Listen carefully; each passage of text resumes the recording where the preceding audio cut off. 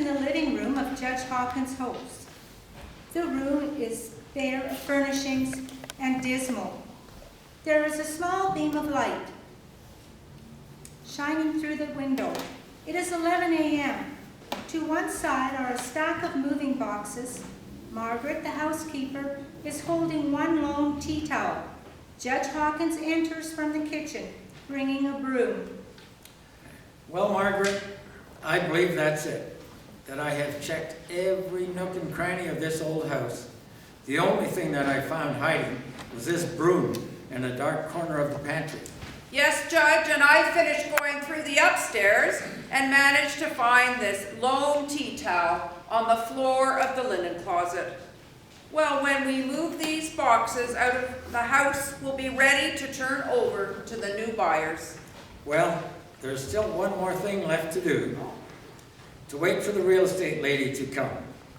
I have another set of papers to sign and to turn these keys over to her. Well, yes, I guess there are always those last-minute details. Margaret, if you don't mind, I would like for you to wait with me. To be left alone in this empty house seems to be so dismal. I can understand that, Judge. For sure, being here in this emptiness, well, it represents the end of a particular period of your life. Both the empty space, well, and the end of something good do produce an immediate sadness, a loss. Well, you see, as your housekeeper, for all of these years, I also feel a loss. I suppose you would. Well, to think of it, Margaret, for all the many years, Julia, the children, and I could count on wonderful meals and a well-kept house. That you would always be here Mondays, Wednesdays, and Fridays without fail. Well, sir, I enjoyed it. You know, the routine that I had here offered my family and me, well, a certain stability. As anyone can see, my Henry and I are very modest, plain people. We don't require too much. We've made an adequate living. Henry's been so fortunate to have worked in the maintenance department of the school district for over 25 years. And no, we've not been rich or of the professional class, but we have made a living and we've raised our children and we've even helped them go through college. All in all, I think, compared to many families, we have enjoyed our work. Our life, we've had limited problems. Margaret, you know that you will still have a job with Karen and me, if you want it. Truthfully? Oh, Judge, I do. Thank you. In fact, I'm really looking forward to it. You see, with the end of one period of our life comes a new beginning and opportunities. You are right, Margaret. In my case, remaining a widower and living here in this house, simply accepting my lot in life complacently, as I did after Julia's death, would have just turned me into a withered and sad old man, foregoing whatever good things that could be possible. Well, for sure, many widowers become just that, sad and withered old men. In my eyes, it seems really much more difficult for a widower to pick up his life, take care of himself, and be productive. Well, more so than for widows. Even women whose husband controlled the finances and drove them everywhere. It seems as though a woman just has more intuition of how to take hold of things, make friends, you know, join a club, do community service, whatnot. I suppose you are right. To be honest with you, Margaret, I didn't have any inclination to make changes after Julia's death. Not with myself, nor with this house. As far as this house is concerned, my complacency is a direct cause for the deterioration of the house and the devaluation of the property, resulting in a loss of some $50,000. $50,000? Oh my, that's a substantial loss, sir. Yes, it is. But you see, especially since all of the furnishings are out, the rundown state of this house is even more apparent. It needs to be totally remodeled. New kitchen, new bathroom, new windows, and not to mention the landscaping. Well, I have a bit of news for you, Judge. The other day, when I was at the beauty shop, a young woman there said that she and her husband had just bought this very house, and they were going to remodel it. It sounded like they had some pretty extensive plans. Well, she seemed awfully nice and very excited about the remodeling. I wish them well. Yes, this old house needs a new owner and a new life. Speaking of new life, the Browns have certainly turned their life around. What do you know that I don't know? Well, remember the last time that we talked about them? They were getting a divorce. Yes, I well remember. I was very disturbed about their case. I really thought that there was more to the story than met the eye. Well, there was. For the most part, I think it was fear. So I discovered. I have to say that I am very proud of my intuition about the case, and that rather than rubber stamp the divorce, I asked them to talk to me in my chambers first. You see, living in a small town like this for as long as I have, you know people, and some of them for a very long time. Well, I just could not bear to see this young couple that I have known since they were young children going to school with my daughters, just to give up without first finding out what the real matter was. Ha! After talking to them, I realized that really, they didn't want a divorce. They just needed some order and space in their lives. I think I know what you're getting at. All of the clutter, both with things and, well, with feelings that they had, well, especially with Monica. What do you know about them? Well, while you and the new Mrs. Hawkins were on your honeymoon, I did some work for Monica. I helped her sort out her stuff and do an estate sale. What I know is that she inherited a huge household of stuff, antique furniture from her great aunt. Well, some of it quite valuable, some sheer junk.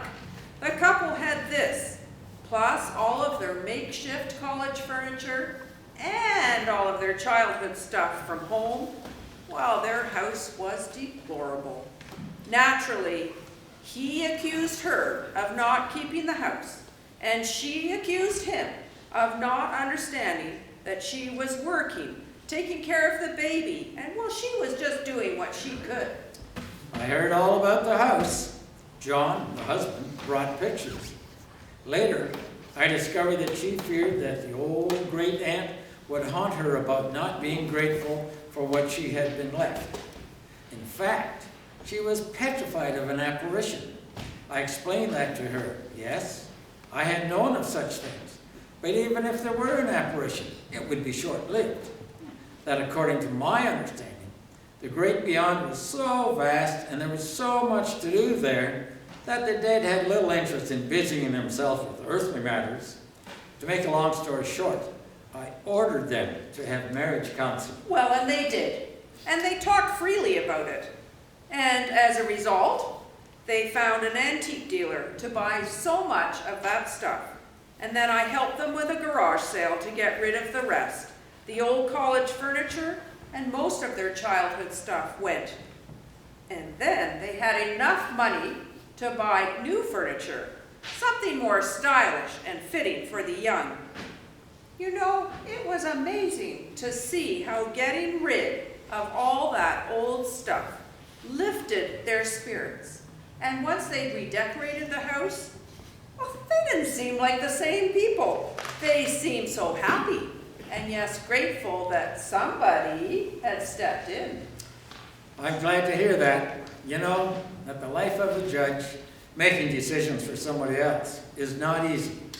A judge's decision always lends itself to criticism by somebody. However, I was fortunate in this case. It was an exception.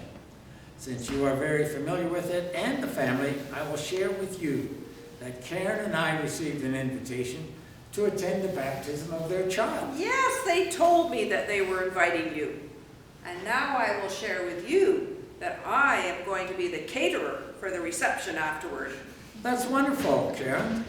And Karen and I will be looking forward to the event. Oh, and I'm so looking forward to seeing Karen. Tell me, How is she? Well, she's ravishing, I think. Yes? Yes, this morning she went to the hairdresser. Yesterday she bought a new outfit from the new dress shop. When I left her this morning to come here, she was stunning, I thought. Oh, she is indeed very attractive. Margaret, I could never have found a more beautiful and suitable woman than Karen. Surely, my guardian angel must have been watching over me. I am a very fortunate man. Well, I'm happy for you both. Now tell me, how's your new house coming along? When will you be finished moving in? Well, as you know, we have been staying at the hotel since we got back from our trip. Yesterday we unpacked our books in the library. Karen has unpacked some dishes and is working on the kitchen. Today, if all goes well, the furniture store will deliver our new bedroom suite. Hopefully tomorrow we can have enough things in order so that we can leave the hotel and be in our new home. Oh, it's all quite exciting, isn't it? Yes, it is. As I have said, I have never found anyone more suitable for me than Karen. That is not to say that Julia was not suitable for me. She was. We were a team. I adored her, her beauty and her piano playing. I loved going over her contracts. But Julia was different, very special, but just different. Karen, too, is special and highly accomplished.